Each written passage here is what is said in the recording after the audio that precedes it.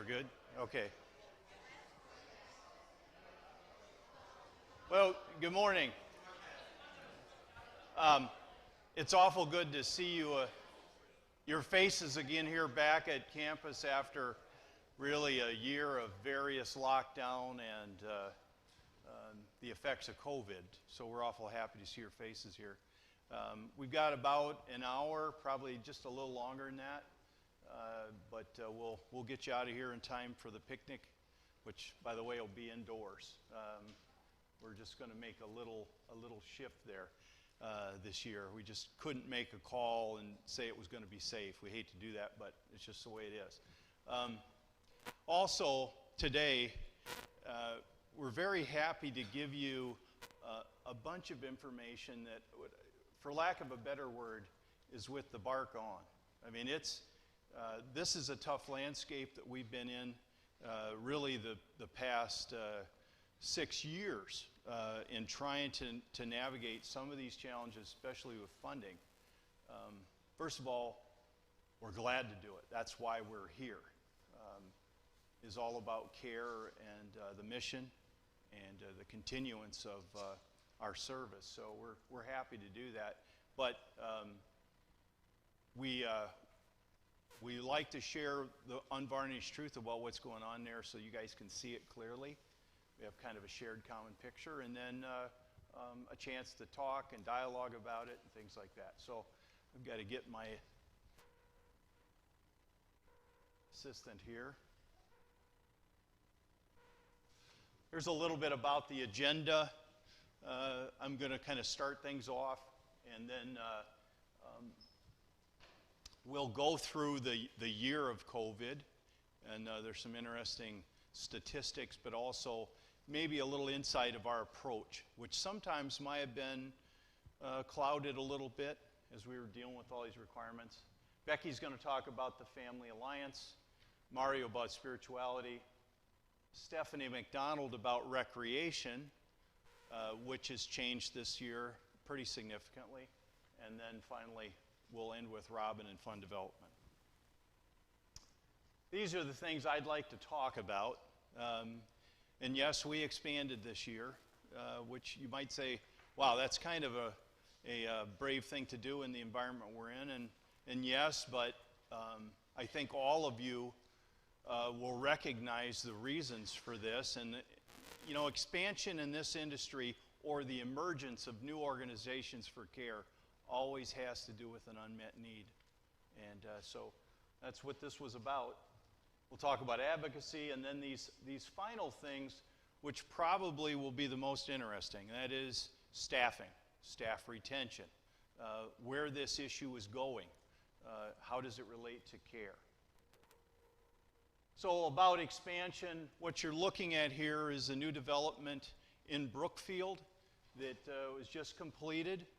So we have three 8-bed CBRF homes, and they're about 4,500 square feet apiece. They were built really between roughly August and June, and there's also a community center or clubhouse right here, and that holds up to about 36 to 40 people. Got a fireplace, place to get together and see things. But maybe more importantly, this is a now 4-lane highway through the heart of Brookfield, and it runs east to west, and then Calhoun Road is down here. But what you see really is a community within a community. So we got the city of Brookfield, and now there are 24 additional places for people with disabilities in a city of 40,000 that only had 10 prior to this. So triple of the available services in the city of Brookfield. And again, this is a grassroots effort by a number of folks. And here is just some pictures from the open house. You can see there's Father Solanus Casey and St. Maria, St. Angela, and some of the activities that day. Of course, the sisters cut the ribbon for us, and that's Father Vike, who's our pastor down in the greater Milwaukee area. He's a Franciscan, and he blessed all the buildings and also our vehicles. And there are the three homes. We always pick Franciscans to name our homes after, and these are three prominent ones. Probably the most significant here for anybody from Wisconsin is Father Solanus Casey, who was born near the headwaters of the Mississippi River and died in 1955. He's up for canonization. I think that's the next step for him. Very significant Franciscan. Here's a few other photos. Very spacious homes at 4,500 square feet apiece. Some other significant things in there. Of course, they're fully accessible, but 5-foot wide hallways, 42-inch doors, no carpeting, but accessible showers and things. Large common areas. And here is the clubhouse, kind of sitting by itself. Here's one of our significant corporate families that helped. This is Baird, in a group that helped raise money for it. And our board chair here, Dwayne McAllister. And here's a sister of a man that's going to be served there that went to school here in the school program. He's from Brookfield, never could live in Brookfield because there are no services available for him. So he's going home to a home. So, and there's one of the new residents working the hallway. There's the first time.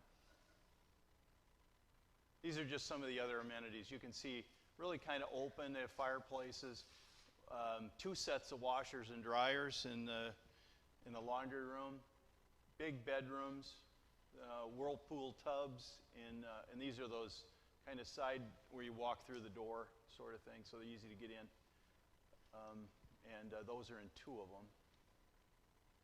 And one interesting component is the ensuite. So 8 bedrooms, but 2 of them open into a separate living area, like living room and bathroom. So it allows us some flexibility inside a home to put people that are more independent with people that need more care. And it's a system we've used now for a while, and we're glad to have it part of these new areas. So in summary here, there are some of just the statistics. Interestingly, these 3 homes came in 7 or 8 modules. So we poured the floor. That's a big basement, 4,500 square foot of basement. And then in the matter of about 4 hours, these modules came and were just set on there in instant house. They put a roof on over the next few days and finish the siding and stuff, but it's an amazing process. 2 things about the cost, which is around $4 million. We saved, we believe, about $1 million building it modularly like this. And second, in the year of COVID, the price of everything went up and we hit it just right. We had our contracts locked in and were able to build it and bring it in cost effectively for things. Had some help from some other sisters. Got 3 new transits there, and as he mentioned, this was really a grassroots fundraising initiative. So in that regard, kind of the same turf we've known before here. St. Cloetta as a glance, maybe not knowing exactly what does the organization look like, what is its spread. This is it. So just start in Illinois. We have an Illinois residential program. 8 homes, serve 46 individuals there residentially in 4 different cities in the northwest suburbs of Chicago. And we also have a day program that's about 3 years old, and we serve 18 people in that. In Brookfield, we have an intergenerational center that was started, it'll be 3 years ago in September. At the high water mark before COVID, we were up in the mid-50s in terms of people there, and we're at 48 currently, but growing back since the reopening. And with the addition of Grace Landing, We have 55 persons served between Waukesha and Brookfield in this greater Milwaukee area. Not surprisingly, we still have a strong program here in terms of participation. 144 in Jefferson, which covers the gambit between kind of adult family homes, CBRFs, larger homes, and then also apartments, people that live in supported living type arrangements. And then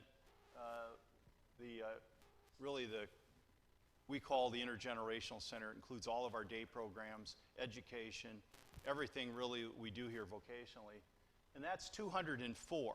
And that may surprise people a little bit that our vocational operations are actually slightly bigger than our residential.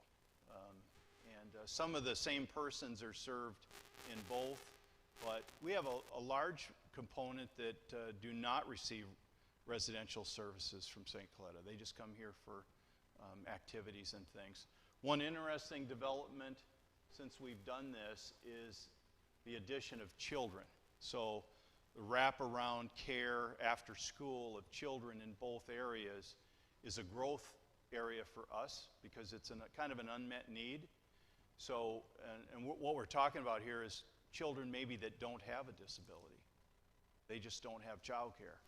A working mother or something, they need that extra help. And so these services are emerging. And I think we don't have any here in Jefferson yet other than the plan, but I think we have 2 served in Brookfield already. And this time next year, that could be, in the 30s, really, because we see that need.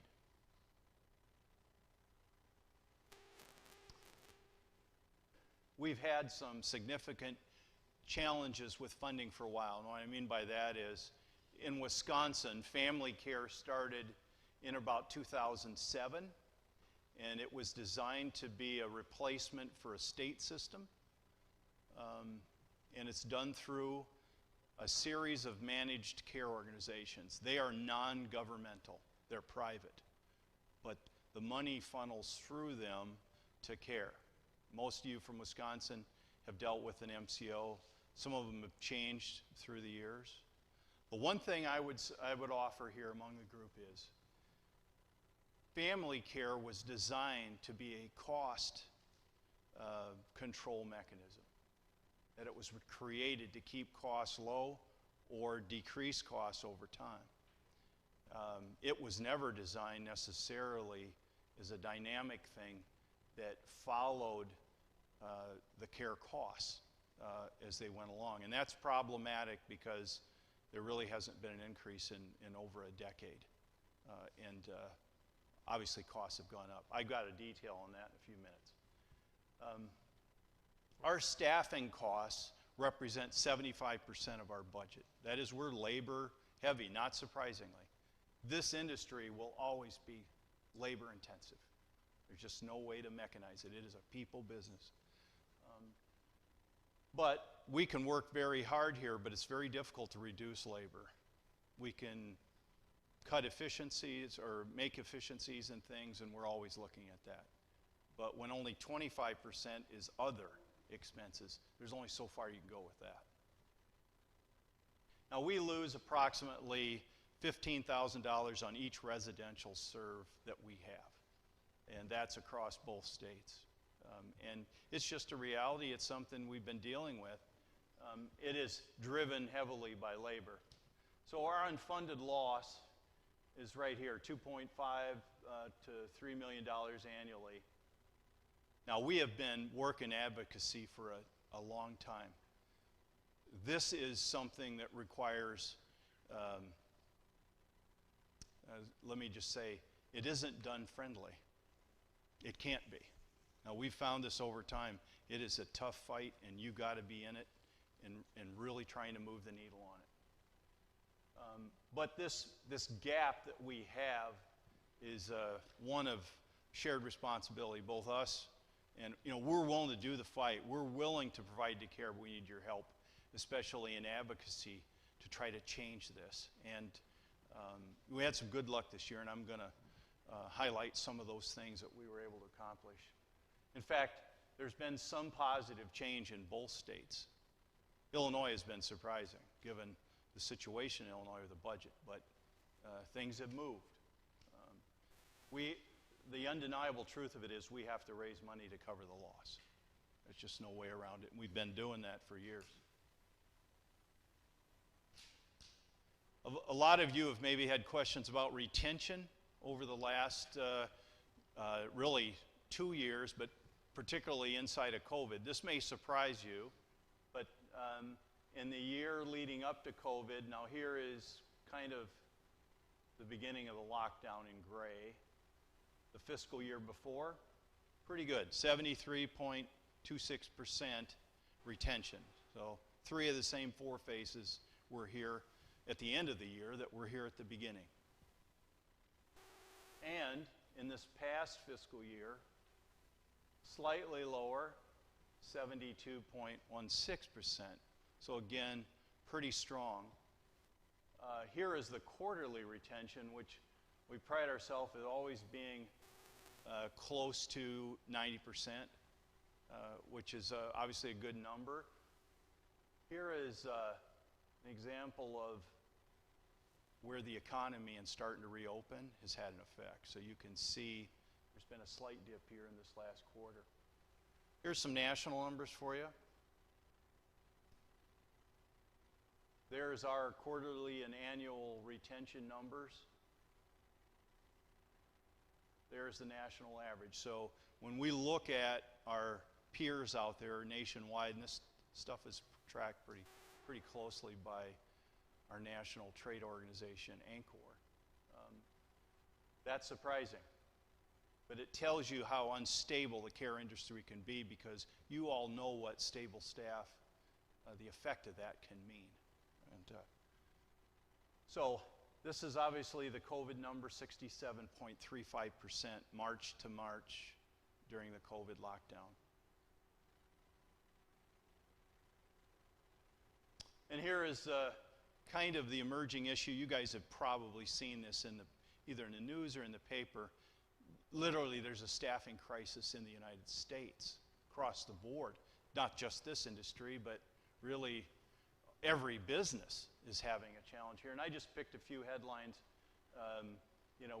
This had to do with restaurants and also just businesses who are now reopening and have found the landscape wanting for people. And it's very hard and I'm 61, it's hard for all of us to say, well, what has changed? How is this different? Why is it different? I can't believe that it's difficult to hire people. I mean, there's got to be people out there wanting jobs. The answer to that is no. There's a lot of people that don't want jobs. So kind of understanding our challenge as an organization is this. We have 3 major areas that we operate in. 2 of them are larger urban areas. So you got Chicago, the greater Chicago area, and then you have the greater Milwaukee area. Both large demographics. As a rule, we don't have any problem recruiting and retaining people in these markets. Not really that challenging. Jefferson is a different situation. Small demographic, pulling from really a rural area for the most part. And about the limits of pulling are an hour away. That's about as far as you can go. So there are limited opportunities there, and that hurts us in terms of both prospecting for people and then getting them on board.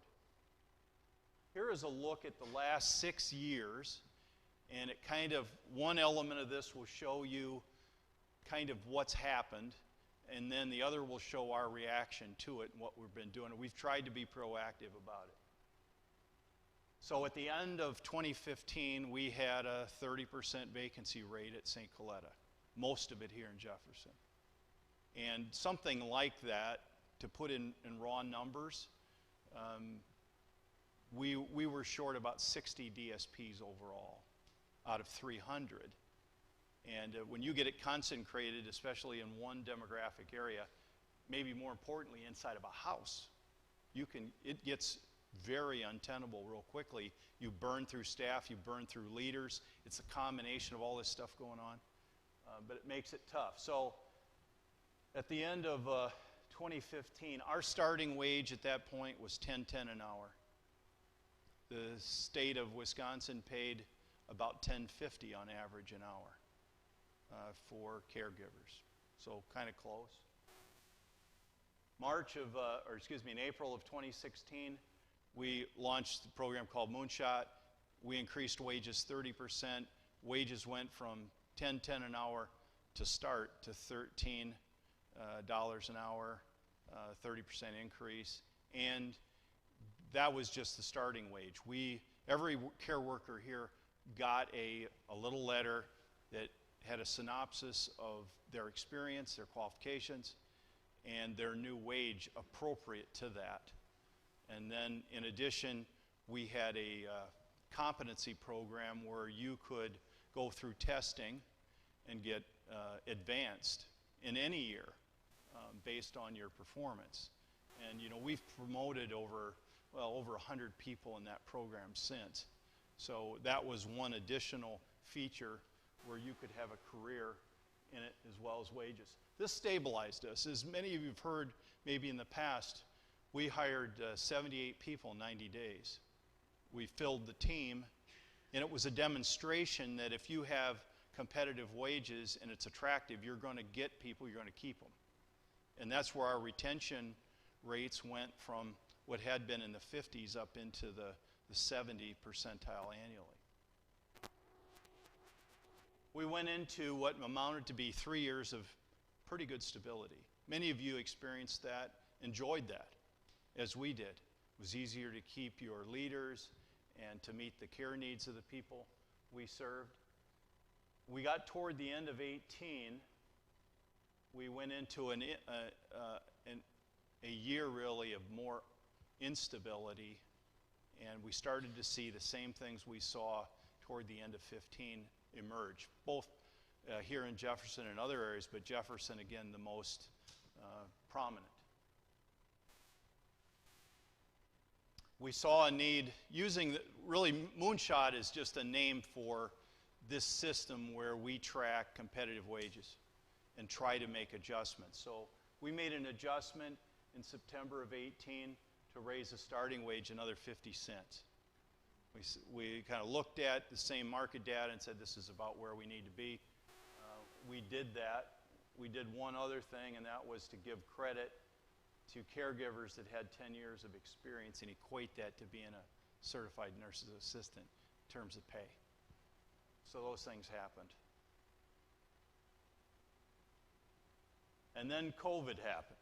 So in March of 2020, and you knew, of course, you followed the lockdown and everything, but maybe some things you didn't know is we qualified for and received the Payroll Protection Plan loan through the Small Business Association, and we did not furlough a single staff. We kept them all. And part of the reason is we didn't want to close anything if we didn't have to, and we didn't. We stayed open residentially, entirely vocationally. We had to modify our operations, but we stayed open there as well. Partway through the lockdown, we had to add premiums for 2 homes in order to get staff to take those jobs. So it was a $2 an hour premium on top of what already existed. And there was some effect, but one of the things that was a little bit of a shock to us was the combination of really these 3 things not move the needle much. And it was a bellwether for what was to come. This movement here is one that follows U.S. business. That is, wage inflation during that time frame affected all businesses. Either you decided to be part of it or not. And if you decided not to be part of it, you probably were going out of business. And ultimately, in my belief, this is what caught Bethesda and caused their closing, is lack of choices and decisions early in this cycle. when you could make them. Otherwise, you arrive one day at what you're providing for wages and decide you're $6 an hour below where you need to be. And it's unrecoverable. There's nothing you can do. It's the game over, and that's what happened there. They closed quickly and got out of Wisconsin in both residential and vocational care. So maybe more of the takeaway on this, at least I'd like you to take away, is this problem's been there for a while. We've been adjusting to it and trying to stay with it and be aware of it, and we continue to be. So we came out of COVID and the lockdown to instability once again. The fact that we kept people on for that whole year, now we're dealing with competition, people pulling folks away from us. There were many businesses here that used COVID to expand. They saw this as a market expansion opportunity, so they had trouble hiring before the pandemic. They said, we're going to use this to hire our staff, we're going to pay them more, but we're going to get the team built, and then when the pandemic is over, we're in a good place to move forward. And some of them in our area are Generac, who raised their wages incredibly, and we're an essential business, but garnered market share in the generator business because they have the staff. If you don't have the staff, you're done. Just that simple. So, coming out of the COVID lockdown, we added 4 more homes to this premium business, leaving wages where they were. It had some impact, but not the kind that we were looking for. I think just prior to the last couple of weeks, we had 49 openings, most of them here in Jefferson. So you see we started getting back toward some of the features of 2015. So this is more of an innovation than anything else, but in May of 2021, we added what's called a direct caregiver aid, somebody that can't drive, somebody that can't pass meds, but they can be of assistance in the home. And with state approval, and this was a state change made really from the governor's task force, Janet, if you remember that, where you could hire 16 to 18-year-olds to be aides in a home as long as they had a caregiver that could mentor them. And so we hired, I think it's 8 so far in that program, and we'll only use them in limited applications, but a little innovation. And then the biggest thing here, just this last week, we adjusted wages in all areas based on the demographic. So a little less in Illinois, a little less in Brookfield, but higher here in Jefferson, where the greatest need was. And once again, kind of back in the competitive area here with other businesses. It costs quite a bit of money. You know, this change was $1.2 million on top of what we already had. So it is an investment in what we're doing and required some thought about where do we sit with public funding going forward. So I'm going to share that with you. A couple other elements here that have affected this. The aging of America. We had quite a few DSPs that retired because they were at an age where they could, and they did. And it's part of an overall aging of America. The other thing is 3 million women left the workforce because of COVID. Lack of child care, schools closing, those things, and they did not come back. And the effect is that 90% of our workforce is women. So it would affect us in a larger way than maybe another business. Nationwide, this means that men are overrepresented in the workforce, and now by 2.8% more. And those men are not showing up here for work. A couple of them are, but it's tougher. Here are some other things that we did. For the first time, we provided the PTO payout. So your vacation, you could cash out 1 week twice a year. It really, budget-wise, it doesn't change us too much. but it does allow a DSP that's worked a lot of hours and couldn't take vacation to get paid for it, is an additional feature. Increased our sleep-in pay to 10 an hour. We have a holiday weekend premium differential for people that work on holidays. We took a look at our efficiency in the organization. We restructured. We cut 21 positions from our structure, 21 positions. And of course, you know, with labor, that's quite a bit, especially in an organization of 400. So quite a bit there. And it allowed us, among other things, to move the needle about $2 million budget to budget with regard to savings and new revenue. We went after advocacy for rates in a very serious way. I'll get into that in a minute. And fundraised at higher levels. And Rob and her team this year, over $3 million in fundraising, a lot of it to do with Grace Landing and the restricted funds for that, but still a good year. And we need it. A little bit about these two efforts in advocacy and what it's done for us. In Illinois, we belong to an organization called the They Deserve More Coalition. It's a group of providers that have kind of blocked together. Together we hire a lobbyist. They introduce bills every year. And for 4 years it's delivered, surprisingly, in the Illinois budget. We've gotten more money each year. And it has provided increases. And this seems to be the most common way. In the last 2 years, a total of $1.50 per DSP. Now that's reflected in rates, not head count. So, and this is confusing even to our employees down there that, oh, I don't get these increases of $1.50. Well, it's really reflected in state rates. And our experience is it usually doesn't add up to $1.50. But that said, the Illinois program residentially came within $77,000 of even last year. So it's movement in the right direction. It's movement. If we had it here, we wouldn't be talking about this in any great depth.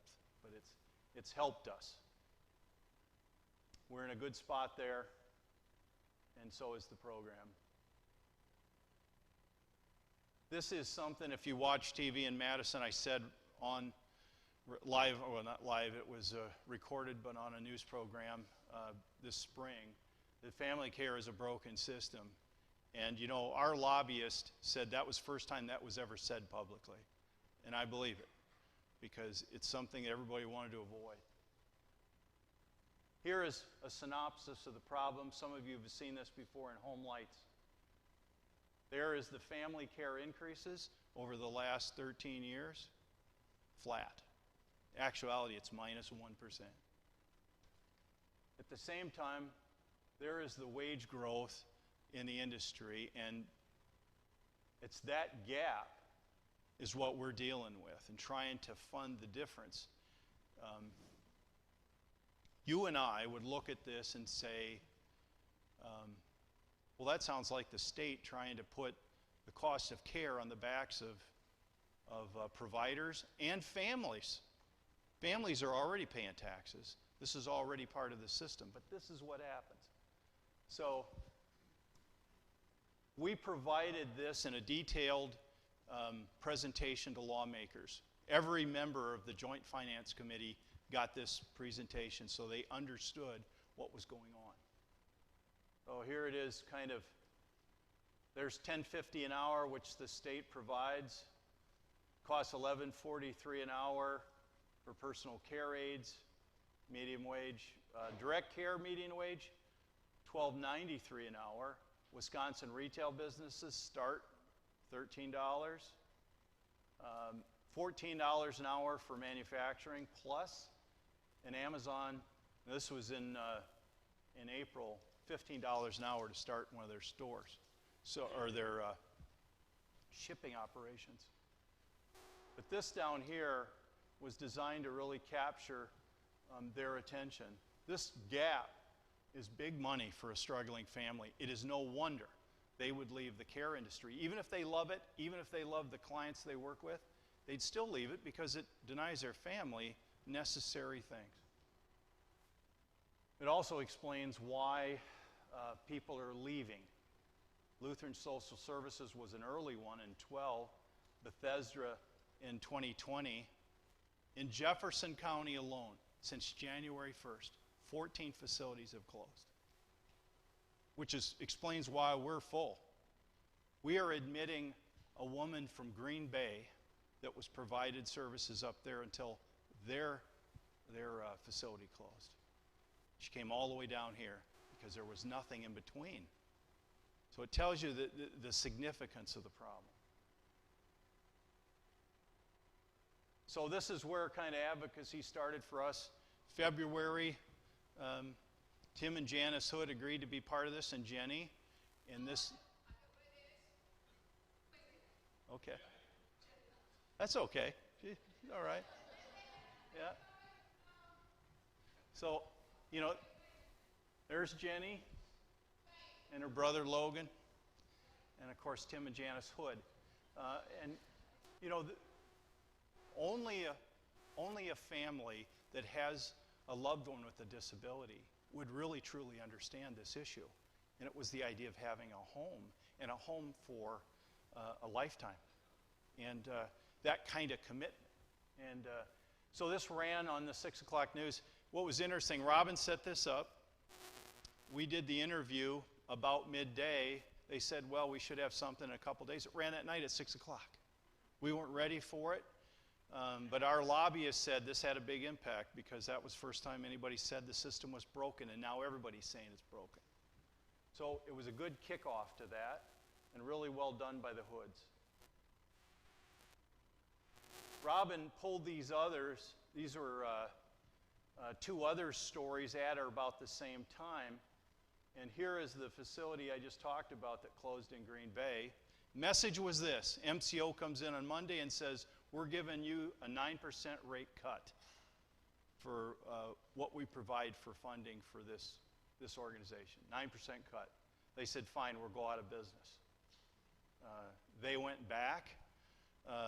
There was a bunch of calls to the state senator in that area, Mary Falskowski, and they came back the next day and we were just kidding. It's only 7% cut. We're still going out of business. And they did. And that's why we're now receiving one of their persons served. But it served to awaken state legislators at a time that the budget formulation was happening. In parallel, as many of you know, I was on the governor's task force. It sounds better than it is. So it was 28 people fighting about care and different aspects of care. But we wanted to have something that had some real grit to it, going to the governor. And you know, it worked. I think we had 26 initiatives in that proposal to the governor. He put 16 of them in his budget. So they were there, and two of them that were particularly important to us was this direct care workforce funding, which is a separate fund other than rate-related money that basically has no, it's a pass-through. The money comes directly to us from the state. The MCOs process the checks, but we get them. And an increase in that, and then market-based rates so that we don't have to go back every couple years and fight this thing every year.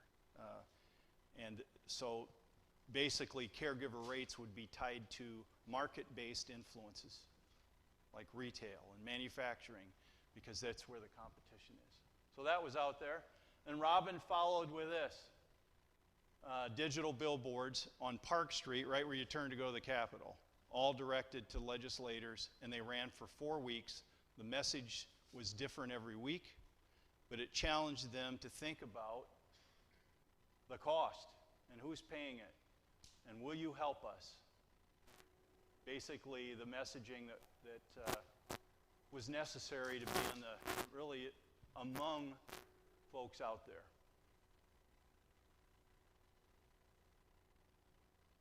So here's kind of a summary of those advocacy efforts, the reports, the billboards. We wanted to keep the message out there and continuous and strong. Behind the scenes, we had our lobbyist, Forbes McIntosh, which we'd never had before, telling us where the leverage points were, who the right people were to talk to, getting us an audience with people that we knew could move it.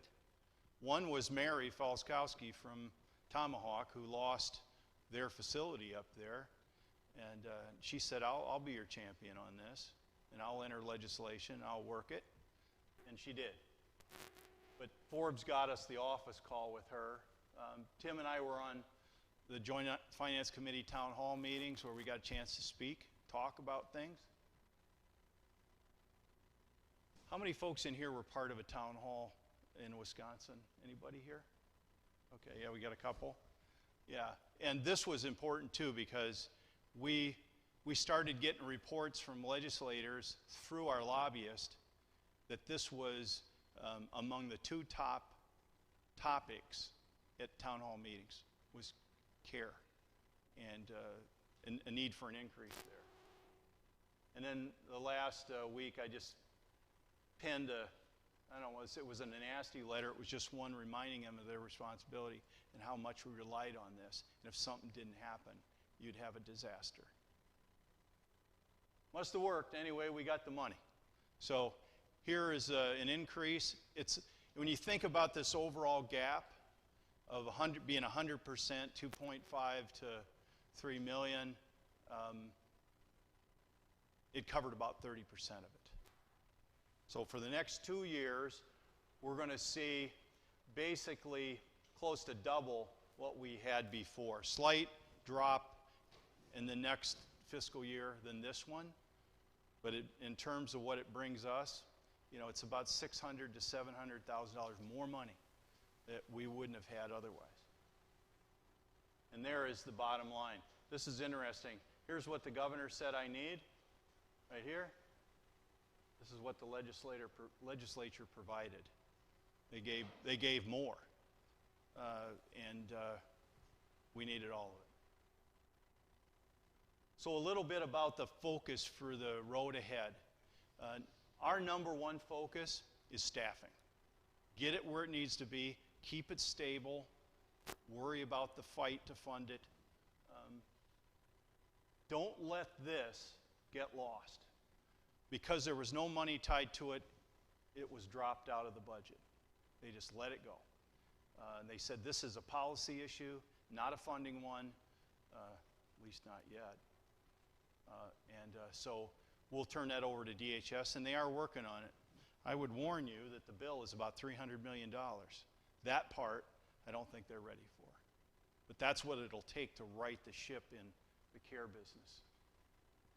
We'll continue our connection with folks in Illinois and keep that going. I'd be surprised if we see another increase down there. They have moved this quite a bit. We're advancing our efforts in fundraising. And here's why. We have a little over, about $7.5 million in our foundation currently. Now that exists for us for bad days, capital investment, things like that. But if we're chewing it up and just operating funds, it won't last long, not that way. So we've been trying to leave it alone. We were fortunate in the last year to not take much out of there and keep it above a certain number. If this were around 25 million, we could fund the entire gap if we had to for a long time. So that's why to continue to grow that is important. This is where legacy gifts really help us.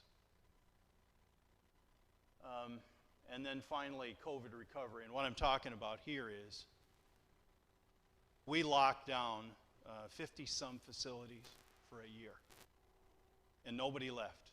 Staff was there, clients were there all day long, 24/7. Imagine if you were put in a hotel room for a year, what that would look like when you left.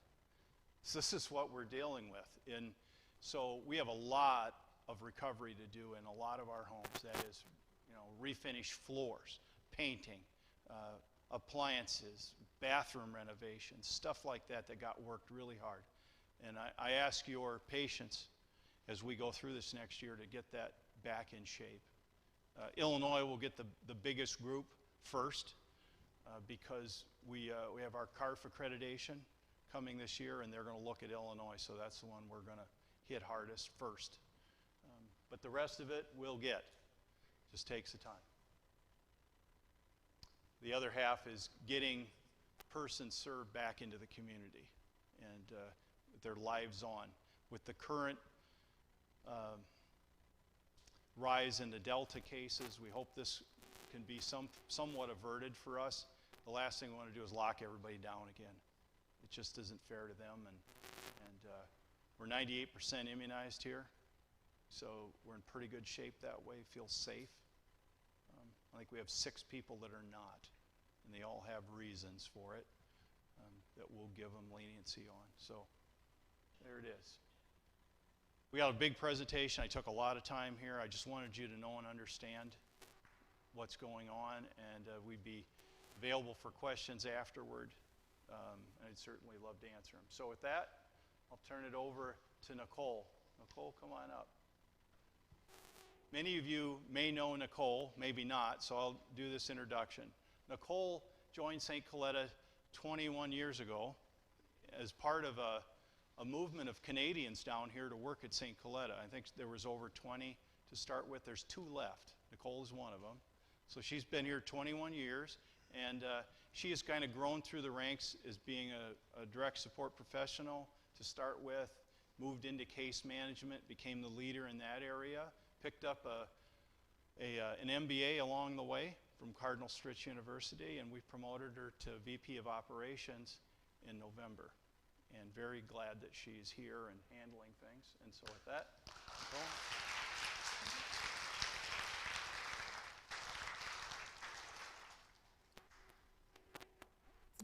Well, thank you, Ted.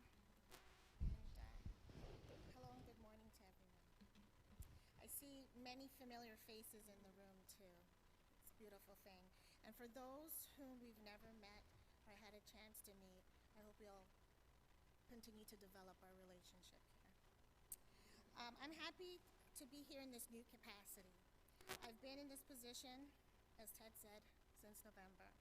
Although I've had many years at St. Coletta, in my first few months with my new responsibilities, I tried to learn as much as I could about the people that I was going to work with and their operations.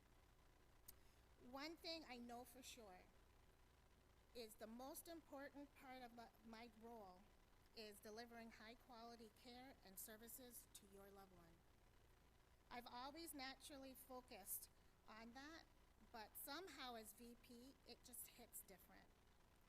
The next priority, or my next priority, is increasing our efficiency and controlling costs. We have a fiduciary responsibility with the funds that we have, and rightly so. It's always good practice to look for any cost savings or ways to work more efficiently.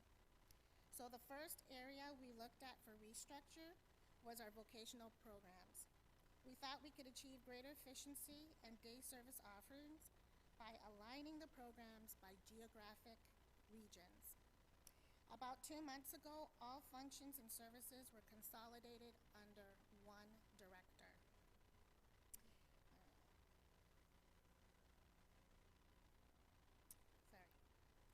We now have 2 intergenerational care centers, or IGCs. You know, St. Coletta, we have a lot of acronyms. So, yes, it's our St. Coletta language. So we have 2 IGCs, each encompass all day programs and employment services we offer. We have an IGC in Brookfield and another here in Jefferson, in this very building. The 2 IGCs are intergenerational because they serve people with needs from various generations. Our newest IGC initiative is our wraparound care, for which serves 2 types of demographics.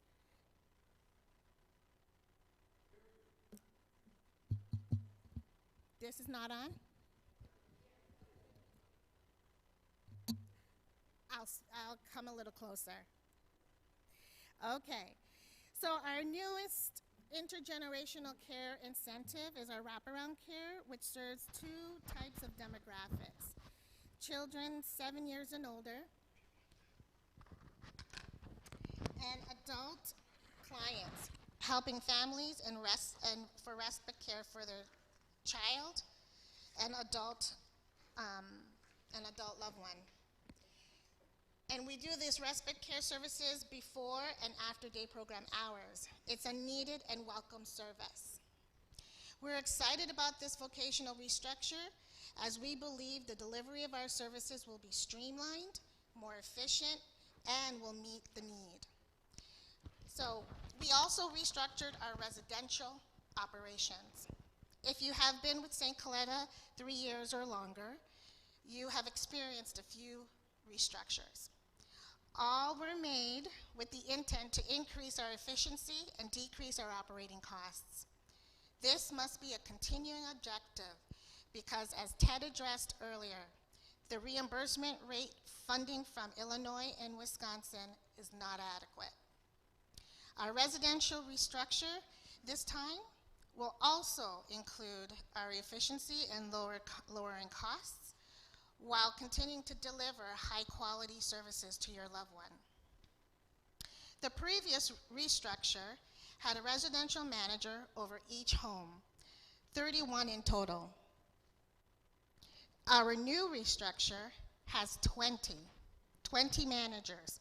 Also providing leadership depth is an assistant residential manager. And we do this as we promote people from within St. Coletta to positions of greater responsibility. Each RM is now responsible for an average of 16 clients, which equates to roughly 2 homes, depending on how many clients live in a home. We have 4, 5, 8, 10 beds, and we also have community apartments. Yes, we made structure changes to gain efficiency. However, your loved one will continue to receive the excellent care he and she has become accustomed in getting. I want to switch strides here a little bit and talk about COVID-19. So I want to take this opportunity to share our St. Coletta story about our experience through the pandemic. It's an unbelievable story, and you'll be awed by it. And not just because you're also an important part of it. Some of you may know the finer details, and others not so much. But today I'm going to share with you, and you're going to be impressed and amazed by our St. Coletta story. At the onset, let me just say we are grateful for our blessings, because no one at St. Coletta, no individuals we serve or staff, passed away because of COVID-19. Absolutely. COVID-19 became very real and close to our homes in the March of 2020. Everyone throughout the country wondered how lethal it could be and were unsure of how to protect themselves. Do you remember how it felt when you first heard about COVID? I do. I never thought I would experience such a catastrophic happening in my lifetime that would touch the 4 corners of the world. This is what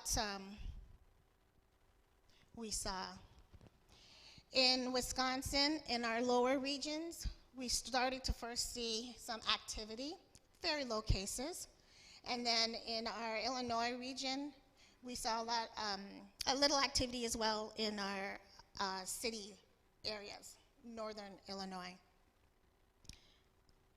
When we pan that out and we look at the whole country, we started to see a lot of activities. A lot more around the eastern seaboard. And then a little more. And then a lot more. At St. Coletta, we believed it was prudent to take protective action right away for all those we serve. We could not imagine losing not a single person to COVID. And it was this concern that guided our every action. We quickly assembled an interdisciplinary team of thoughtful people across the organization into a COVID-19 response team. We met nearly every week for well over a year. Whenever necessary, we put protective measures in place and kept a keen eye on the local public health, state, and Center of Disease Control guidelines. Our planning was deliberate and focused. For example, we strongly discouraged any travel outside of Illinois and Wisconsin, as many of our clients and staff have family all over the US. Also, we stockpiled weeks of supplies of food as much as possible. We were dealing with an unknown threat and no one knew how long it would last. Internally, we were guided by our own protective posture levels, from zero being normal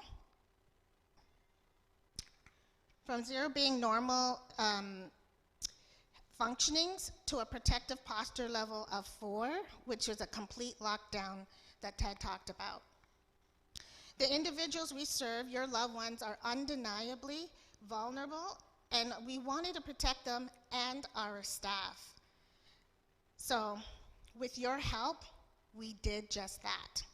From the onset, we required everyone to use masks. As you may recall, masks, hand sanitizers, some food supplies, even bathroom toilet paper were scarce and in very high demand. Should have invested in stock. I doubt I'll ever think about toilet paper the same way again. So many families, staff, and friends donated or made masks, connected us with distributors, and the local Milton School, they even donated food to us. Our fabulous nurses, Shelley Devant, Dan Golson, Diane Prano, and Terry Santiago, led the charge in comprehensive education and awareness with our individuals, staff, and families. Our website was another platform for updates and educational materials. We required all staff to complete a questionnaire prior to every shift so their leaders and our nurses could determine if they had COVID-19 symptoms and thus needed to be quarantined, tested, or see their physicians. All in the name of safety and reducing the risk of introducing the virus to our precious residents and fellow staff. We were also fearful of exposing aging parents, family members, and the community. We shouldered a heavy responsibility, and we took it seriously. Our COVID-19 response team determined it was the best to curtail all-day program services where people were commingled or resided outside of St. Coletta. Our excellent day program staff then brought our services into each one of our homes. If a program area or home was compromised by the virus, everyone in the program, staff and individuals alike, were quarantined. If an individual tested positive, that person was quarantined in his or her room, bedroom, and utilized a specific bathroom as well. There was constant assessment, strict cleaning protocols, interventions, communication, coordination of testing, and collaboration with local hospitals for group COVID tests. A few homes were quarantined multiple times, and when this unfortunately happened, it created staffing changes, stress, and disruption of routines, which in turn increased individuals' concern and anxiety. As Ted has put it, nothing happens in isolation. Remember this? All we had on our minds was to keep everyone as safe as possible. As you can imagine, there was a great deal of conflicting information and many differing opinions and views about how we should operate. The local health departments, both in Illinois and Wisconsin, and the federal CDC provided guidelines to us, never mandated us, just gave us suggestions for those who lived in our licensed settings on what to do. Information was not frequently consistent. Some of our individuals we serve really didn't understand what was going on, while others had a very good understanding. Some family members believed we were being too strict, and others didn't think we were strict enough. In addition to the employee questionnaires, mass intense cleaning schedules, teledoc for all our staff, weekly updates and decision-making with the COVID-19 team, we also provided and engaged our individuals every day with meaningful activities in their home. We utilized Zoom and FaceTime communications because it was a time where we couldn't have our clients and families meet face to face. We had to use technology. You know, and it was pretty sad that everybody had to go through that ordeal. Dealing with COVID became our new reality, and this fly does not want to let me go. There were very limited community contacts. COVID fatigue was real, and our operations had significantly changed. Many businesses of all types had to shut their doors, including providers like St. Coletta. We are very happy to say we retained most of our staff and did not lay off any staff during the longest isolation period of the pandemic. This was possible because we obtained the Paycheck Protection Plan for $2.4 million. Today I'm pleased to announce repayment for the loan was forgiven and we do not need to repay it.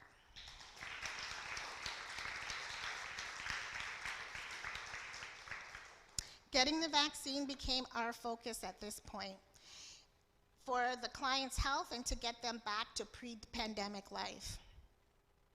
We partnered with Walgreens to set up on-site vaccination clinics in our facilities in Illinois and Wisconsin. Many kudos, again, to our nurses for their calm, steadfast initiatives to coordinate those clinics. We thank all those involved in helping to arrange for individuals and our staff, plus all family members, so everyone can receive both doses of the vaccine in February and March of this year. In Illinois, we had the Pfizer vaccine, and in Wisconsin, we had Moderna. You know, Ted had mentioned previously that 98% of our clients received the vaccine and were vaccinated. Now that's impressive. And our staff, 50% received the vaccine. Now we did not require our staff to have the vaccine because we estimated that we would lose 30% of our workforce for various reasons. And we couldn't afford that. However, those not fully vaccinated are required to wear KN95 masks whenever they work with our individuals.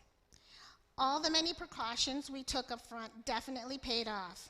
Families and staff supported the tough decisions we had to make in such a time of uncertainty. So thank you so much for that. A couple of months ago, we were able to open up our programs, revise our staff questionnaire, and allow family members to come back and visit again. We moved our protective posture level to a more relaxed state, and after a very long, difficult year, we returned our day program services to our buildings. We invited back external participants as well. By mid-August this year, our Illinois individuals that are in Illinois will also be able to be back at their day programs. Individuals are back to accessing their communities and interacting with their friends, church members, neighbors, visiting with their family members in the flesh. Thank you, Jesus. Through it all, we are very grateful and elated again to share that we have not lost any client or staff to COVID, not one. I believe we had divine protection. Now, isn't that a great story? Amen. Since its birth in 1904, it's certainly not the first time St. Coletta prevailed through tough times. For example, the Spanish flu, the Great Depression, and a number of stock market crashes. COVID certainly challenged us this past year and a half, and it still does. The pandemic is not over yet. We are aware of the current Delta variant concerns. Therefore, we will continue to be dynamic and nimble in how we deal with the pandemic. Lastly, the way our great unbelievable story unfolded, it's actually in our DNA. It is because of the resilience and the tenacity of the Sisters of St. Francis of Assisi that they had this when they created and modeled our mission, and for which we carry their torch on into the future. As shown here by Charles, let me get in there. Yes, we are in this together. Hashtag together St. Coletta Strong. Our story is what it is because of God's blessings, thoughtful decisions, all the individuals we serve, our caring staff, our supportive family members, and you. Thank you.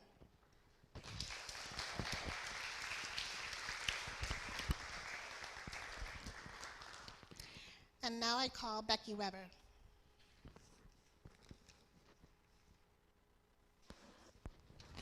Thank you, Nicole. I'm going to piggyback on what Nicole just said. We are all in this together. We have a shared responsibility to sustain the mission of St. Coletta.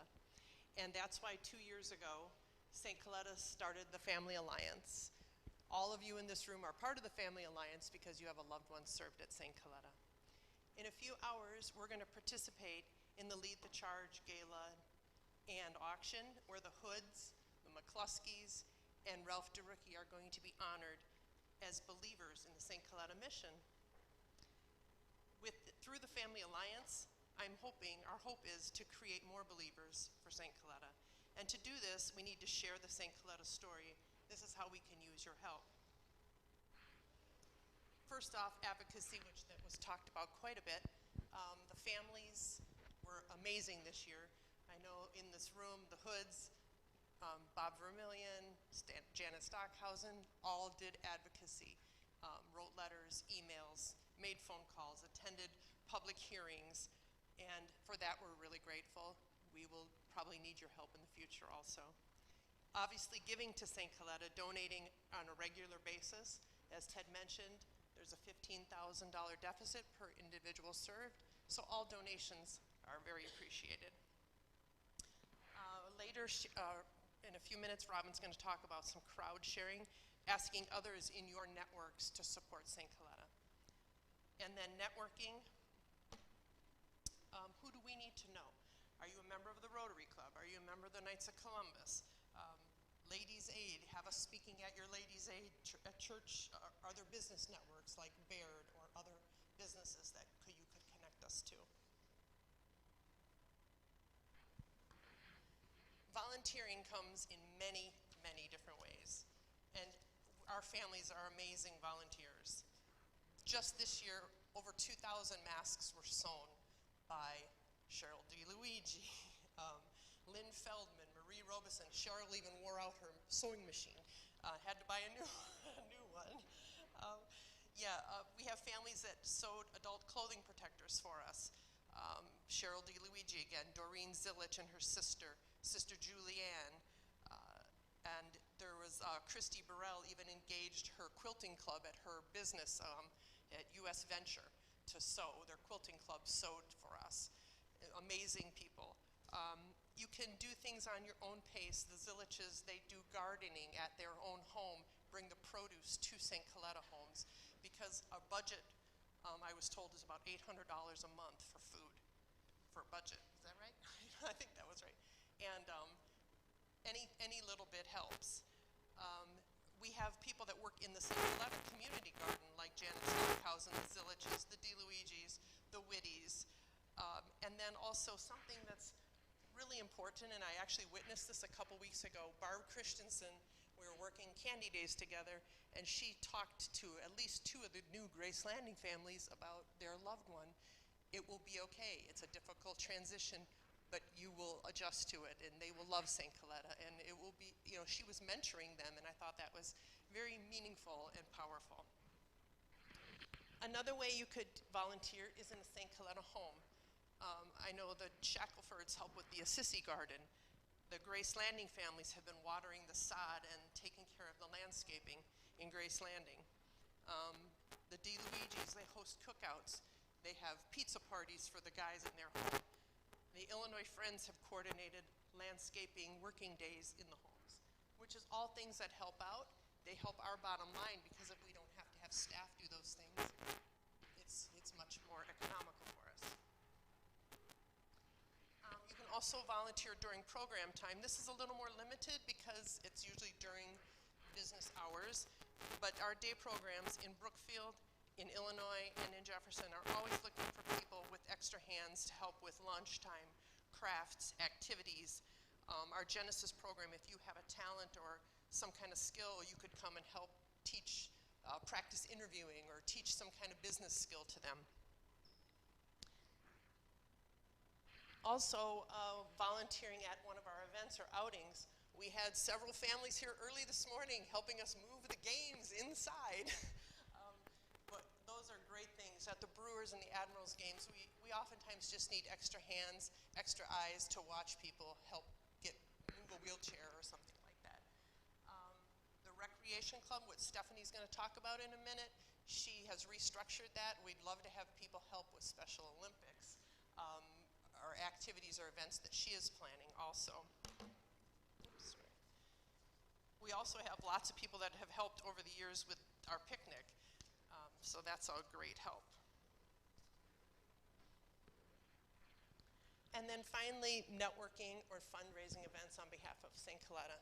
Now I'm calling people out. I don't mean to forget anyone. I don't want to embarrass anyone, but we have amazing support. We have one of our former DSPs and also family member, Paula Dowling. She invited Ted to her church one time to talk. The Ladies' Aid gave us a gift, and they've given us a gift ever since. Just telling our story, connecting us. We have Christy Schuneman, who is one of our clients down in the Genesis program. Instead of her birthday, she asked everybody to bring money and a donation for St. Coletta instead of presents. These are all great ideas. The Rotaries, Kiwanis, Knights of Columbus, if you can get us in front of them, they are always willing to support us. Facebook fundraisers.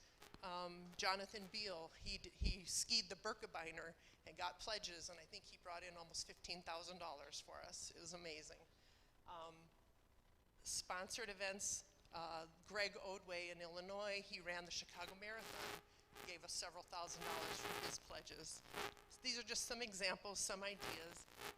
John McCarthy, a gentleman, we're going to serve his daughter in Brookfield. He had a family reunion and asked people to bring a donation to St. Coletta. And I think he raised almost $40,000. It was amazing. So just, we have to tell our story. We have to get our message out. Also, corporate sponsors are very important. Again, the example of Baird, Dwayne McAllister bringing Baird. They have supported us financially, but they've also they went to our Waukesha homes and did a lot of landscaping and spring cleanup, which was really wonderful. So, thank you for all of your contributions, your time, your talents, monetary donations. They all make a difference. And we need your help connecting St. Coletta to others. And I can help make those connections for you. And we need to, make believers out of more people for St. Coletta. Thank you very much.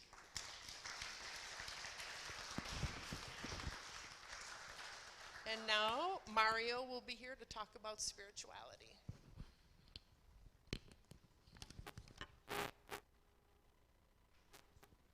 Test. This microphone is starting to static. Good morning. Earlier you heard Nicole and Becky how we as a community responded to the challenge, especially the COVID pandemic. Now I'm going to share with you how we as a community prayed and asked for divine assistance in order for us to overcome the crisis. So, as you all know, I'm Mario Dialca. I am the Senior Director of Franciscan Values and Mission here at St. Coletta. So I'm going to share with you the role of spirituality in St. Coletta's response to the COVID pandemic. But first, I would like to start with a short story that I found from one of the first issues of our Home Light. During the crop season in 1951, hot, dry weather had continued for weeks, and the crops were in danger. A group of schoolboys, together with their teacher, who was a sister, decided it was time to remedy the situation. So they went to the chapel and prayed to make a storm novena. When they returned to the classroom, the boys ran to the window and saw that clouds were gathering along the western horizon. One of them turned to their teacher with a look of great satisfaction. "Well, sister, looks like God got the word." Our history at St. Coletta is full of this kind of stories, stories of answered prayers. Since its founding 117 years ago, the sisters' first instinct when faced with a problem was always to reach out to God for support. The sisters always trusted God during difficult times. Their experience tells them that when they pray to God, He will always answer their prayers. With this attitude, the sisters did not only survive crises, they even thrived during such challenging times. What the sister and her students in this story did was exactly the same thing we did when we received the news about the COVID pandemic. We responded with faith and devotion. We relied on our faith to give us guidance and comfort in facing the crisis. However, even though we relied on our faith to overcome the crisis, we also did not just sit idly by and hope that things will work out. We did the best we could to respond to the crisis effectively. As St. Ignatius of Loyola said, "Pray as if everything depends on God, but work as if everything depends on you." In conversation with Ted, we decided that we would continue with our spiritual activities. In spite of the disruptions and separations, we remained closely connected as a community through our Thursday liturgy of the Word in communion, led by Ted. For the next 14 weeks during the liturgy, Ted encouraged all of us to be optimistic, to not be afraid, and to believe that God is with us and will protect us.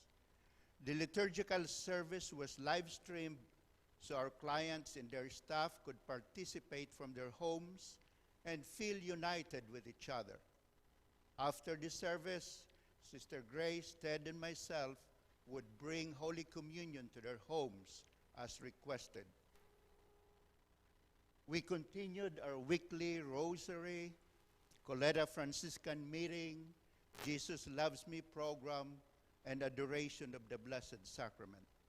Father Tom was available to hear confession and give holy anointing to those who requested to receive these sacraments.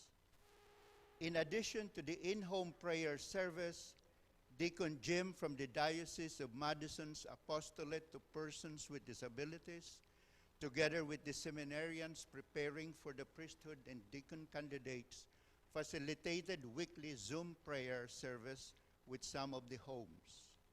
These spiritual practices, with the help of technology, help us preserve our sense of community in a new physically distanced world. For 14 weeks, we mostly met online, and the praying, the reflecting, and the laughter continued. Through the sharing of both negative and positive experiences among the group, we turned to our faith for hope and joy in a time that sometimes felt very difficult. As we marched through ongoing closure and social distancing guidelines, we remained St. Coletta strong. One community, one mission, one life. During Holy Week, Sister Grace, Ted, and Jim led our Holy Thursday and Good Friday liturgy service. After the adoration of the cross, Ted, Sister Grace, and myself brought communion to the homes. In May, Sister Grace, Rose, and Ted crowned the statue of our Blessed Mother as a sign of our devotion to her maternal protection. When partial lockdown was implemented and Mass was again allowed to be celebrated, our first Mass was in honor of the body and blood of Jesus. After the Mass, we had procession of the Blessed Sacrament in front of our administration building. In September, during our Founders' Day celebration, Bishop Donald Hing, the Bishop of Madison, came to bless our history wall and presided at the celebration of the Mass. This was the first time that the Bishop of Madison came to St. Coletta in 16 years. In October, we celebrated the transitus, or the passing of St. Francis from this life to eternal life, and his feast day with Mass and blessing of pets.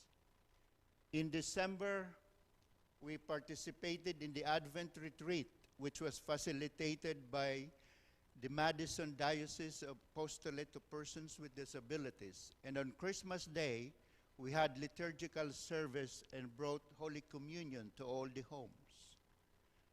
Let us not forget that we first experienced the pandemic during the Church's holiest days, Lent, Holy Week, and Easter, the time when we remember God's great love for us and his promise that he will be with us until the end of time. We took this to mean that God is going to be with us during this time of crisis, and that he will surely make sure that we overcome this challenge successfully. Crisis can sometimes be overwhelming and cause people to lose their sense of control. Our faith gave us hope, help us develop self-control, self-confidence, or feeling of being in control, improve our ability to grow as a community, and develop resilience to respond to developing problems. Once again, like the little boy in the story, I can say, it looks like God got the word. May God continue to give us this grace. So now I'm going to ask Tiffany, our manager of recreation program, to give her presentation. Thank you. Thank you, Mario. So as Mario said, my name is Stephanie McDonald. About 3 months ago, I transitioned into the role of recreation manager here. I have the continued privilege of coordinating various activities and events for your loved ones that will enrich their lives. And today I'm here to talk about the Recreation Department and the future that we embark on. This last year, we know, has been hard on everyone in all areas of our lives.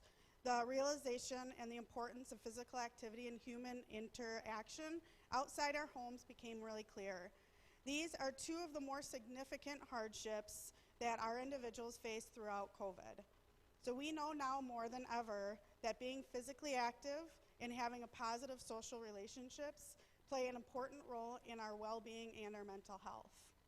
So activities that we provide through recreation are different than the activities that are provided in the home. The home sets up their activities around those that live within the home. They eat together, they go out together, they watch movies together, just as we do with our families. The Recreation Club is marketed to the community at large and reaches those that live in their family homes, other organizations, and live independently. So through the Recreation Department, individuals will meet new people and develop friendships outside their home. Having those relationships at the home gives our individuals something to look forward to, outlets for self-expression, fun, and gives them a sense of belonging to a larger social group.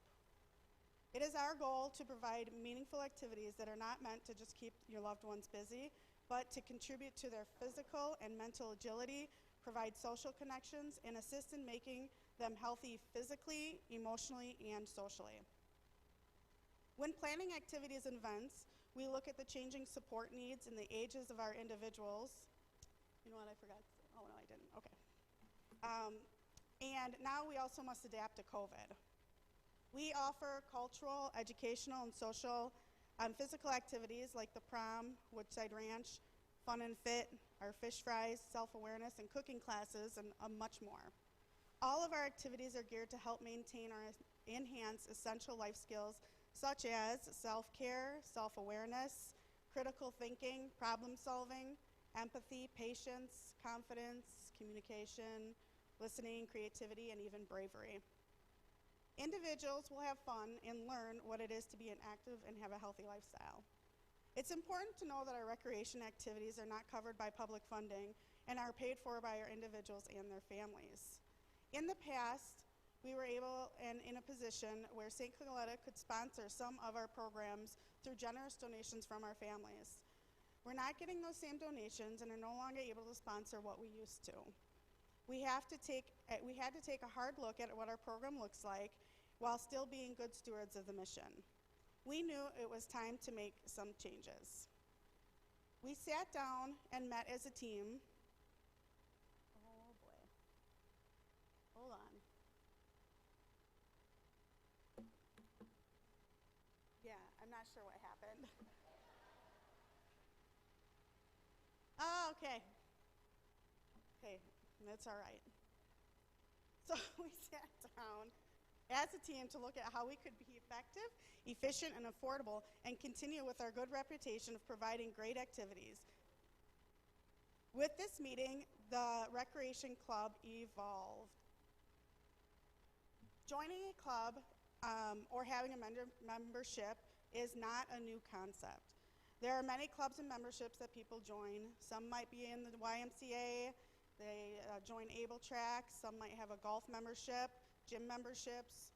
Most of us have Netflix or Hulu. When we look to adapt this concept at St. Coletta, we really look to following the program model one of our Illinois program participates in through the NWSRA. Individuals will pay before they play. We also found that it was important to start within our Jefferson area and look to expand when we've had some time under our belts. Planning activities and events for the year is believed to be the key to the success of the program. This helps with our staffing needs, our transportation, the material and supports needed, supplies needed, purchasing tickets, and reserving spots for our activities and our events.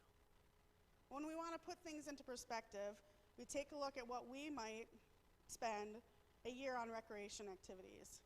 I did kind of figure in my family's use of recreational, and for my daughter to play rec softball, Chris is bowling, which is way too much. For us to play volleyball, dinners out, maybe a vacation here though, we're looking at our recreational spend at almost $8,000 for the year. So with the Recreation Club, we had set up for two options for signing up for activity events. The first is actually by joining the club and this is done by signing up for either our basic or a premium membership. These memberships options are for our educational, cooking, wellness, and craft series. The benefits of joining one of these two memberships mentioned are discounted rates, a guaranteed spot in the class or activity, and then of course an exclusive Recreation Club t-shirt and a drawstring backpack. The second is to sign up by selecting activities all through a la carte. The Out and About series, our Special Olympics and Best Buddies, are separate from the Recreation Club, and again, they are all a la carte. We also have some offerings at a different date, and sign-ups will be determined later. Those are things where we might bring in a guest speaker, we might bring in a music artist. One year we brought in Miss Wisconsin for the day. All right. We continue to look for ways to assist with the cost of these activities and events, and look at our families to continue volunteering and consider donating. We also have some great and fun fundraising events, and will continue to work hard to provide experiences and opportunities for your loved ones. With that, I would just like to say thank you to everyone for their positive feedback and support as we rolled out this new catalog. I look forward to the growth of the program and encourage you to share your ideas for activities and events, and then also come and volunteer with me. Thank you.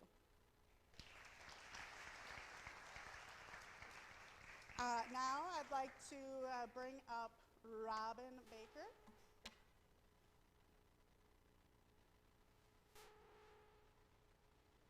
Morning, although at this point we're edging on afternoon. You know, they always give me the last spot, and I watch my time go from here to here, and there's nothing I can do to control it. So I'm going to be respectful of everyone's time. I only have a few slides here today, and we'll get through them pretty quickly. We can then take some questions from you guys if you have any, and kind of get on with the show.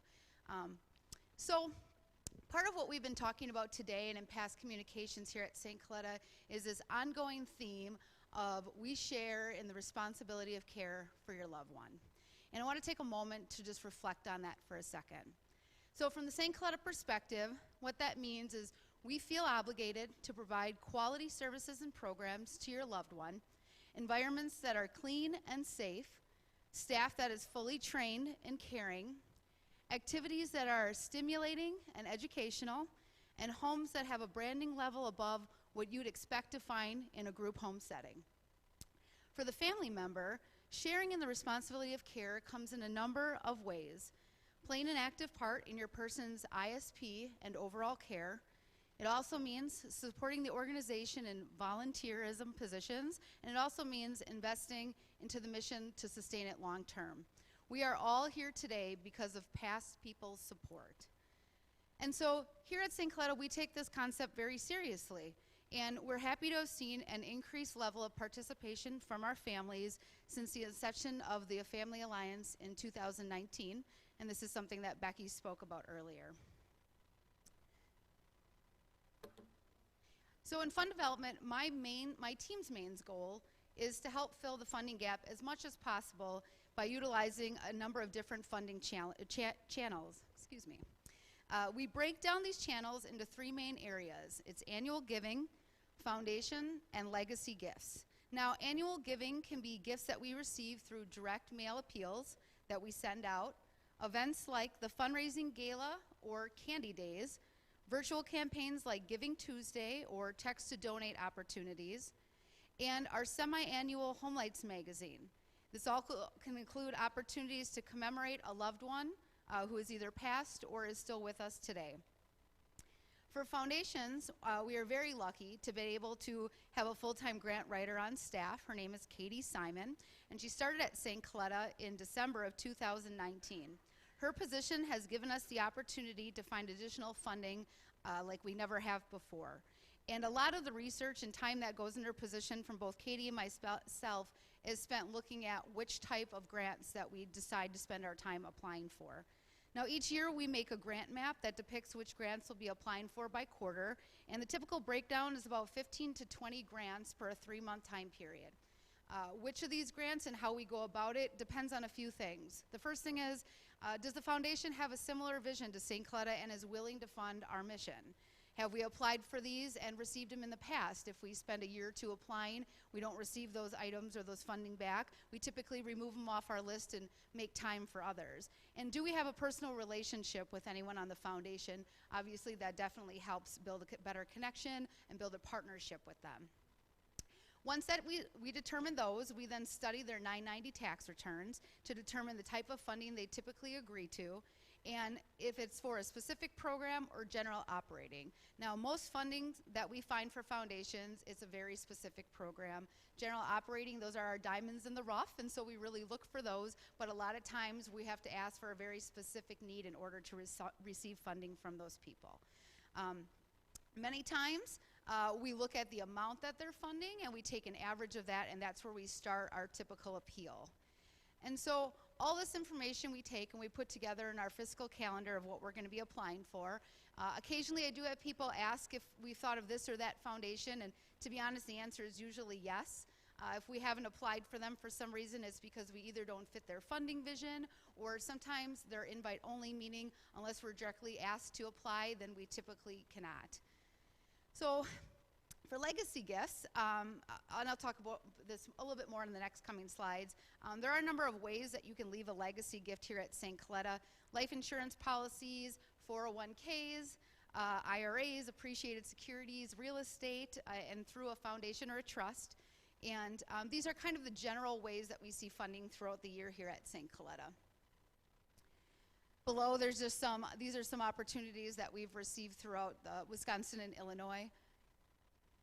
And so let's talk about last year's giving. So in the middle of pandemic, last in June, we talked about where could we see ourselves potentially getting through in the next 12 months. And so we basically set a goal of $2.4 million, and this was to at least have coming from unrestricted. And I'll talk about unrestricted and restricted here in just a second. So I'm happy to announce that we did surpass that goal, and we reached $3.3 million. You can see the breakdown behind me. So if you're questioning why you see major gifts up there and I haven't talked about those, major gifts can be any one of the three major categories, but if it's $5,000 and above, we report in our audit on those separately, and so those go into a different grouping. Now, this could have not happened without everyone in this room, everyone watching from home, and all of our families, both parents, siblings, aunts, uncles, and guardians. This was an incredible feat to do, really, in the last 12 months. Everyone knows where we were in terms of COVID, and it was extremely inspiring to watch this giving take place. So thank you to all of you who participated in one way, shape, or form with that. Let's talk about restricted and unrestricted just for a minute here. So unrestricted gifts are donations that come in without stipulations and can be used in an area of greatest need, while restricted donations typically come in with a specific intent or at least a specific program or home in mind. Now, restricted gifts are processed and recorded differently. We're audited separately on their use, and sometimes it adds another layer of complexity to what we're doing, because occasionally these gifts will stay on our books for years and years and years. And so what we've decided to do is we're going to go ahead and fine-tune our restricted donations policy. And so what that really means, if there's any current restricted donations on the book that have no clear designation, we're going to be going back to some of these families and asking if there's something specific you'd really like to see the money towards. There's no problem with restricted gifts in that sense, but we do need to have a declared specific intent to them. If there is none, we're going to be asking if we're able to release those into general operating. Now, general operating covers all the areas of greatest need here at St. Coletta. It can cover capital home improvement projects. It can cover specific items that are needed in programs or homes, things like that. It can go toward compensation of our wonderful staff. It really covers everything. And so it's really important, if we were to make a new restricted donation moving forward, that it is attached with a specific intent to it. And the goal is to spend that down in 24 months, which is actually a little bit longer than our auditors recommend. But we understand sometimes with capital improvement projects, those take a little while to get going. All right, and then actually the very last line here, the potential designation that you could potentially think about using your restricted donation for would be capital home improvement projects. This speaks directly to what Ted was speaking about when it comes to the COVID recovery and just the amount of wear and tear that our homes and facilities have gone through over this last 12 to 18 month time period. So ways for you guys to participate both in the short term and long term. In the next 3 to 6 months, we typically send out our holiday appeal, and so that goes out in November. This is a direct mail appeal that goes out to friends, families, kind of a list of about 7,000 to 8,000 people. This is something that you'll see in your mailboxes sooner than later, and it's one that's a big money maker for us, and so we appreciate those end of year gifts that come in. Also, we do a virtual appeal. So last year, you might remember, for Giving Tuesday, we did iPads, and we raised money for iPads for all of our homes to keep our people connected with their loved ones and friends. We surpassed our goal of 19,000. We raised actually 26,000, and because of that, we are not only able to buy all iPads for our homes and our programs, but also we were able to buy virtual reality goggles for a lot of our programs, which, if you have not tried them, they are amazing, and we actually do have a virtual reality experience set up in our boardroom after this, so please stop by. They're $400 headsets. They transport you to a whole different place, and they are extremely fun. So you're talking people in wheelchairs that can hike Mount Everest. You're talking people can take tours of Egypt and the Amazon, and it's incredible what you can do with these goggles. And it's really your support and those gifts toward Giving Tuesday that made that all happen for a group. And then we will be having a spring event. This is to be announced, so we'll figure out what that is as we move forward with the year. And then in terms of long-term participation, monthly giving. So a lot of times what I've seen in the past is, especially for our siblings, it's hard to, a tough number to, that's palatable is $1,200 a year. And a lot of people can't do that all at one time, but are they able to do $100 a month or $50 every 2 weeks? We can set up a monthly gift to make it very easy, very simple, and that definitely will make an impact on our programs in our homes here. So please consider doing a monthly gift, having a neighbor, a friend sign up for that. These little amounts over time actually make to be large amounts, and it's a huge impact for everything that we do here. Employer Matcher Program. So this is something that's really come to light over the last couple of years. We've had a number of really wonderful corporations be able to match some significant gifts here. Dwayne's here, his Baird employees, they have a matching program there. Phenomenal things they've done for the Grace Landing Project. A lot of companies do it. And if you're retired, that doesn't mean that you're necessarily out of the game. A lot of people and a lot of corporations will still continue to match retirees' gifts after they leave the organization. So the best way to find out if your company does or has done matching gifts is to talk to your HR department and check with your loved ones too, your spouses, your children. These are all opportunities. If they're already going to donate to St. Coletta in some capacity, why not have their corporation match those gifts as well? And then planned giving. So not sure if you guys have time to see it yet, but we did just put up a really beautiful legacy recognition wall in honor of Sister Grace, who's our last sister here at St. Coletta. And leaving a legacy gift is all about giving an opportunity to fulfill the pipeline and sustain the mission long-term here at St. Coletta. And we've had some wonderful legacy gifts come in. If you noted my slide before, last fiscal year we did not receive any. And this is, you can't control when you receive those legacy gifts, but the more people that sign up to offer to do so, the more opportunity in the future we have to realize things like that. And I would behoove, if I didn't note, we have a brand new section on our website all toward planned giving. It's stccolettawi.planningyourlegacy.org. And this is a really cool tool. It gives you all different incredible information about different types of ways to give. It has downloadable resources, will toolkits. If you haven't met with a financial advisor, you can download information and bring it to them to talk through it with them. And while we here at St. Coletta can't give financial advice, we do have volunteer families who are retired financial advisors that are willing to work with you pro bono to give you advice or help steer you along that path. So please consider doing something like that. Financial gifts like that just pop up in the future are really an opportunity, and we've had those throughout the years, but like I said, they are becoming fewer and far between, and so we really want to continue to keep those in mind as we move forward. The last thing I really want to talk about is the quickest way to make an impact here at St. Coletta. If you have not signed up for tonight's virtual gala, please do so. It is an hour long, and I promise it'll stay an hour long. We will not go over that time. But to do so, you can go to stcgala.com. It's free to register. We have an online auction going on right now that launched last week, Friday. There's 145 items. I mean, there's something for everybody, to be quite honest with you. Lots of things have bid on already. There's some really great trips. There is lots of wine baskets. Apparently, when we're out soliciting this stuff, the alcohol industry did very well this year. I can't imagine why, but we received a lot of wine, a lot of liquor and spirits, things like that. So please do that. The easiest way to bid, if you're a handy person on your tablet, your computer, or your phone, is download the HandBid app. You create an account and just tie your account to the Lead the Charge 2021 Gala. And basically what you'll see is Baird's logo and say, let's start bidding. And then all you do is swipe right, and you can see all continuance of all the gifts and the bidding items that we have. And then just that last screen makes it easy to check out. You put your credit card in, you can ask to be invoiced, you can send us a check. If you are going to donate a large amount, we do get fees removed from HandBid, and so you can always let us know that you'll send us a check, and then we don't have any fees that come out of that if you pay that way. But it's very simple, it's easy, it's going to be super rainy tonight, so why not, before you log into Netflix and Hulu, check out our program. It starts at 7 tonight, stcgala.com, and we'd love to have you all join us.